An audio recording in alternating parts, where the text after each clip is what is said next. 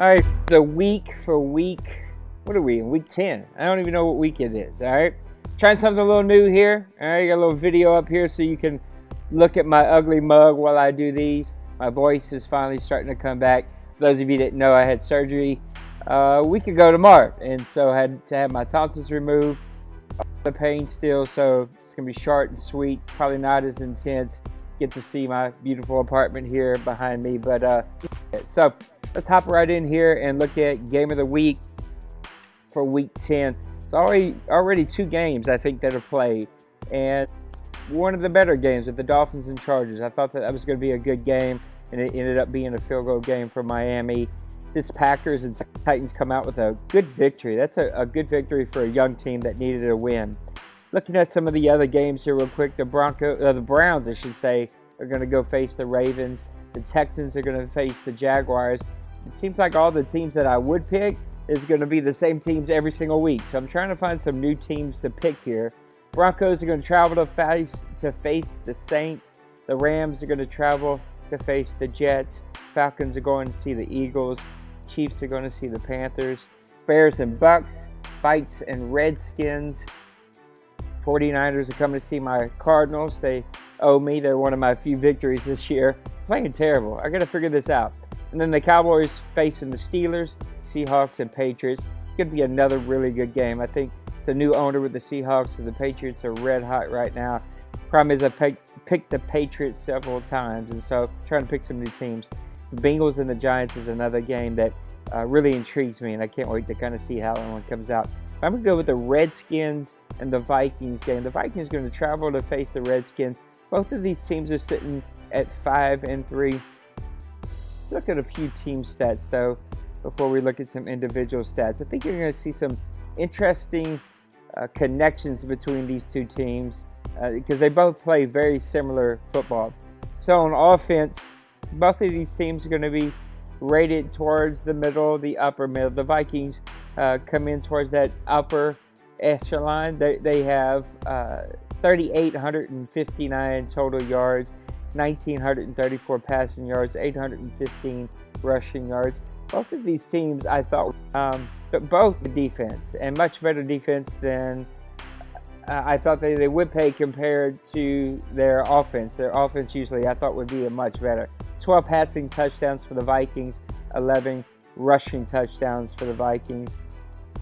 And let's go and find our Redskin buddies. I was wrong. Sorry.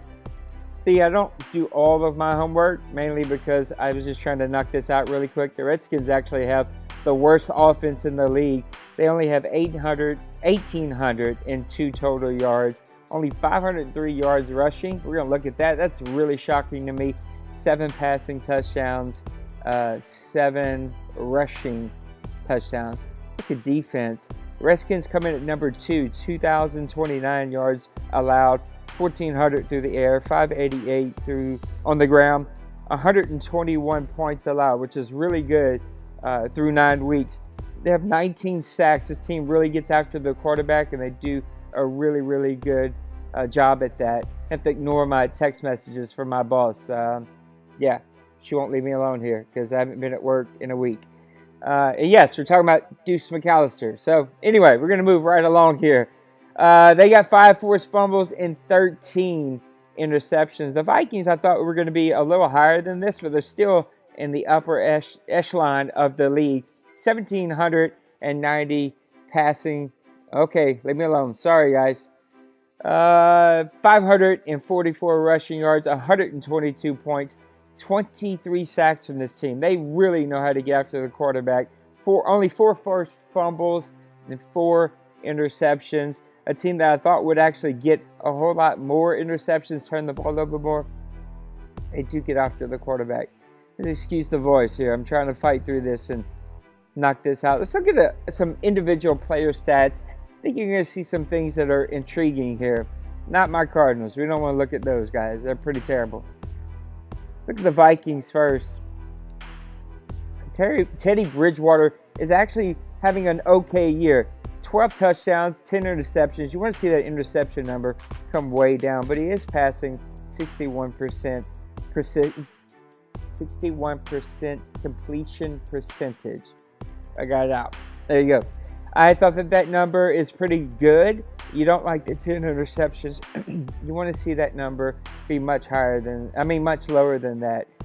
Adrian Peterson's having a decent year. He's averaging 4.6 yards a carry, 533 total yards, only 66 yards a game though. McKinnon's actually not having a bad year himself. He's averaging 4.3 yards a carry, 50 carries, 217 yards. The problem is that Peterson usually needs to be the workhorse, and they tend to get away from that. And I don't know, 7 touchdowns is not bad. I mean, it's actually a pretty decent year. You just expect Adrian Peterson to probably be up in the 750 range with total yards this late in the season. Receiving, and here's where I kind of got a little worried for both of these teams.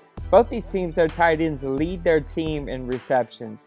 And look, the Redskins is not such a worry, but I'm a little worried here with the Vikings. 34 receptions from Pruitt. Their next guy is Diggs at 32. That kind of falls way off with Treadwell at 21. Peterson, your running backs, at your number 4 at 19. I'd like to see you spread the ball around a little bit more there.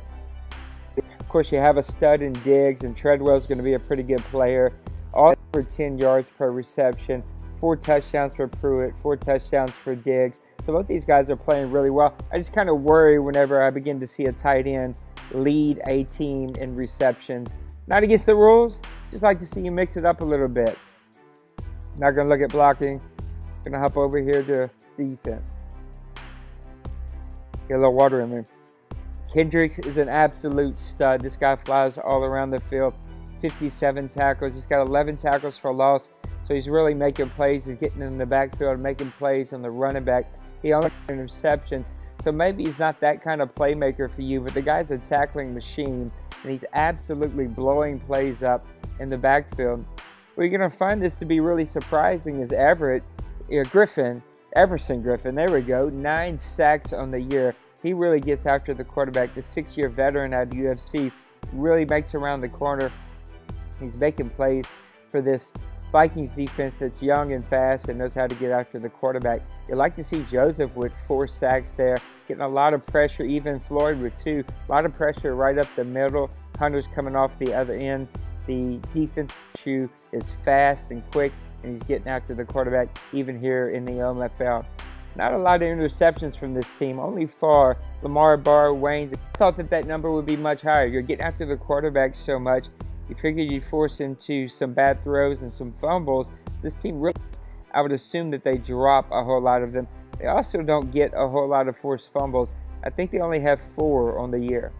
Let's hop over and look at these Redskins really quick. We're going to start out with their defense. Again, another strong point for this team. These 2 teams are 2 defensive-minded teams. This is second-rated defense in the league. Breland is coming in with 49 tackles. You don't want to see your cornerback really lead your team in tackles, but he's leading this team in tackles. 4 tackles for loss, and he's also got a couple. Yeah, Fuller's coming in with cornerback blitzes evidently. Maybe even Fuller's playing some nickel blitzes, and he's coming in there. You like to see Kerrigan, though. He's got 11 tackles for loss. He's got 9 sacks. This team kind of spreads it all around. They really get after the quarterback. Their defensive line is very active, just like those Vikings. They also get a lot of interceptions. Fuller's got 2. This rookie is really having a great season. He's got those 4 sacks, the 2 interceptions, the 34 tackles, the 1 tackle for loss.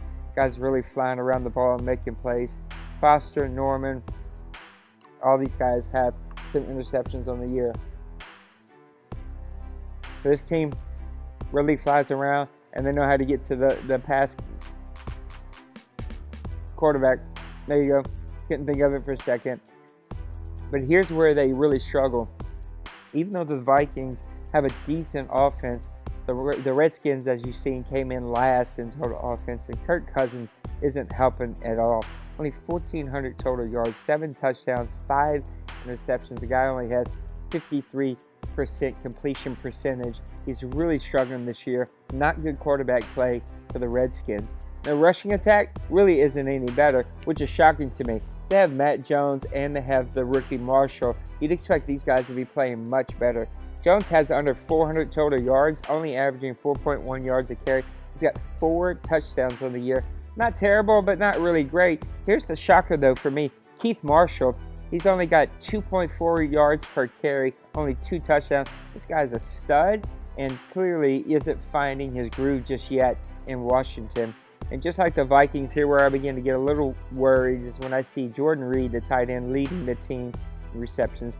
Here's why I'm not quite as concerned. It's because the other 3 receivers are your next 3 guys, and they're all pretty close. 2 of them are basically tied with Reed, and one's got 15 and Dotson. So these guys are playing really good. He does spread the ball around, and he's not going to shy away from the tight ends. That kind of stuff, I don't mind. I begin to worry when you're tight 1 guy, and the number 2, number 3 guys aren't close. And when your number 4 guys are halfback, and he's not too far away from your tight end, you need to mix it up a little bit. You got to get some more passes around now. So there you have it. The Vikings going to be traveling to face the Redskins, the dead last offense to face the number, I think, 6 defense, and the number 2 defense is going to face the number 10 offense or something like that. I just don't like. I'm personally going to go ahead and take the Vikings. Give me the Vikings in a 27-21 victory on the road. I think that the Vikings are just playing better defense all around. They just kind of get to the quarterback without using all the exotic blitzes, and the quarterback play just isn't good. Look for the Vikings to actually get their hands on some interceptions this week. Kirk Cousins is known for turning it over. I think he's going to turn the ball over. So give me the Vikings and a big road victory to move to 6-3 on the season and really improve their pushes. They make a push in the NFC North and make a run for the playoffs. So thanks for tuning in for Game of the Week this week. I'm going to push out a Press Pass Live next for you guys. Have a game in a couple of hours. It won't be the see me doing all kinds of crazy stuff because, well, I'm on medicine and in a lot of pain. But you guys are worth it. This is the greatest community I've been a part of, and I appreciate you being part of our community and our league.